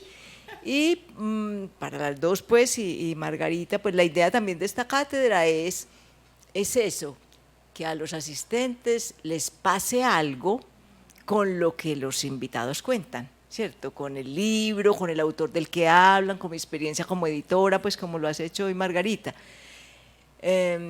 Y uno tiene la esperanza pues de que les pasa algo, ¿cierto? ¿Sí? Y la otra cosa es que nos cuentes, Margarita, dice, yo llevo toda la vida leyendo. ¿Qué fue lo que te llevó a que seas una lectora de toda la vida? Me tocó. Sí, yo quisiera decir que eso fue como una decisión, pero no. Eso fue algo que me tocó. A uno le toca esas cosas, ¿no? Vengo de una casa de libros, sí, ahí había libros. Se leía. No era como una cosa que nadie discutiera. Se leía. Como siempre pasa, y eso tiene que ver con la libertad de expresión. Después ya no les gustó tanto que leyera tanto. Pero digamos que el principio básico era que se leía. Las personas tienen que leer. Sí, era así, era natural. Me costó sangre y lo pongo en ese libro. Entender que eso no era ni natural ni común. Pero yo sí me eduqué en un mundo en donde yo pensé durante muchos años que el mundo era así. No era. Y tampoco es que creo que deba ser así siempre, pero esa naturalidad con la cultura escrita sí creo que es algo, es una parte fundamental, pues, digamos, es mi patrimonio, es lo que yo heredé y creo que es un patrimonio al que todos deberían tener acceso, eso sí lo creo. Pero respecto de también, como todas las cosas que no son verdad, yo cuando empecé a hacer libros, pues me empecé a crear una cosa de que sí, como son los editores y qué es lo que hacemos y todo esto. y yo tenía una idea que sigue siendo cierta, pero como siempre eso no tiene nada que ver con la vida real, de los tiempos. ¿Sabe? Ese trabajo de mediación entre aquí y aquí es un trabajo de cocinar despacito, y es genial que yo use esa imagen porque yo no cocino nada, todo se me quema. Es decir, yo pongo a freír los huevos y me aburro, me voy y se me quema, ¿no? Pero los libros sí creo que hay que cocinarlos despacio, porque creo todavía, y eso creo que es una parte de mí como ya tarada, boba, que los libros, cada uno de los libros es un objeto único y especial. Y cada texto es un objeto único y especial. Y cada lector es único y especial. Por eso me revuelco tantísimo también contra esta cosa de la homogenización y la industrialización. Pero para que eso sea cierto uno necesita un tiempo. Y por supuesto, eso vale. Pagarle a una persona para que se siente a mirar un texto y a decir, no sé, esta idea podría quedar un poco más clara, o esta imagen podría estar un poco más pulida, o quizás usemos esta tipografía que podría estar más acorde con el no sé qué, o pensemos en una imagen de la cubierta que sea esto y eso. Yo soy es decir, mi idea de ser un editor es esa. Y ahora que hago talleres de edición comunitaria en la que hacemos edición express, un poco estoy cumpliendo esa fantasía, porque cada persona, cada grupo en el taller tiene que pensar todo, absolutamente todo del libro. Yo escribí qué es lo que pongo, cómo debe ser, de qué color es el papel, lo coso, no lo coso, lo pego, no lo pego, todo. Yo creo que eso es, y de eso era de lo que yo derivaba un inmenso placer. Inmenso, sigue produciéndome un gran placer, pero eso no hay quien lo pague. Es decir, no hay industria editorial que pueda sostener a una loca sentada diciendo, no sé, de qué es lo que no hace, así, porque es así. El punto es que, a diferencia de eso, de ser esa persona feliz y con unos tiempos y unas cosas, lo que somos es mecánicos. Todo en diminutivo y todo rápido. Todo lo del mundo del libro se tiene que hacer muy rápido y para allá. Y existe una… en mi caso personal, la creencia de que eso es como un talento que yo tengo, como tener los ojos azules. ¿Sí? Entonces, voy a citar a mi mamá. ¿Tú qué escribes tan bonito? Le escribes esta carta al gerente del banco diciéndole que no sea desgraciado, que come, que no sé qué. Es así, eso es así, ese es el tratamiento que le da el mundo a las habilidades editoriales. Sí. Ay, ¿tú qué haces eso aquí que ponemos rosadito? Sí. Es una cosa muy extraña que no tiene… Sí, pero es todo muy en diminutivo. Y este es el mejor. Ay, tengo una tesis de doctorado y me le echas una miradita, me echas una miradita, rapidito, eso no te toma nada. Sí, que eso quiere decir que uno tiene que hacer el trabajo, pero nadie se lo va ni a agradecer ni a pagar. Pero eso es lo que hemos hecho toda la vida, creo, echarle miraditas a las cosas, o echarle miradotas y llamarlas como miraditas, ¿no? Yo le veo una vecindad a ser periodista y ser editora en lo siguiente. Siempre sentí como periodista que yo estaba llamada a representar a un lector, que además siempre me lo imaginé. Es decir, ¿quién era la persona que podía estar interesada en eso que yo estaba reporteando? Entonces, para mí eso era una figura en concreto. No lo olvidaba nunca, es decir, nunca yo estaba hablando en términos personales con nadie, yo estaba en el puesto de un lector ficticio del cual yo era la representante, igual como editora. Es decir, yo tengo que preguntarme por ese lector para mirar ese texto y mirar realmente dónde está ese punto, ese contacto. Entonces, siempre he sentido como que es algo que fluye mucho uno con otro. Claro, pero fíjese, Ana, que es una cosa de uno en uno y usted tiene ese mismo mal, eso es un horror, ¿no? Sí, es un lector y es un texto. Hoy, cuando los grandes editores hablan, o los gestores culturales, que es miedosísimo, es que a la gente no le gusta leer eso. Uno siempre dice que, pero qué gente, ¿qué será la gente? Sí. Como dice Ángela, no, pues yo también soy gente y a mí eso no me gusta. Es una manera, es el primer acto de desacralización o de desvirtuación, de afeamiento de la actividad editorial, que es, yo no hago un libro para un lector, sino para una gente o para el público. Y de ahí para abajo eso va de mal en peor, es que eso es muy complicado y eso el público no lo va a entender.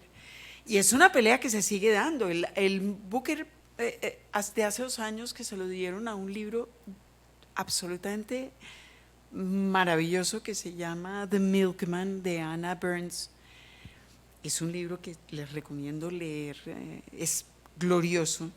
La discusión de los jurados y después la discusión de la prensa en el Booker Prize, que es el más snobby chubidubi de los premios del mundo, era que ese libro era como muy difícil y que la gente otra vez, por favor. Entonces seguimos en esa cosa de nosotros somos geniales y entendemos esto, pero tú y yo, pero ellos no. Sí, no sé. No lo sé. Pues yo no creo que lo hayan traducido así, porque sí es difícil.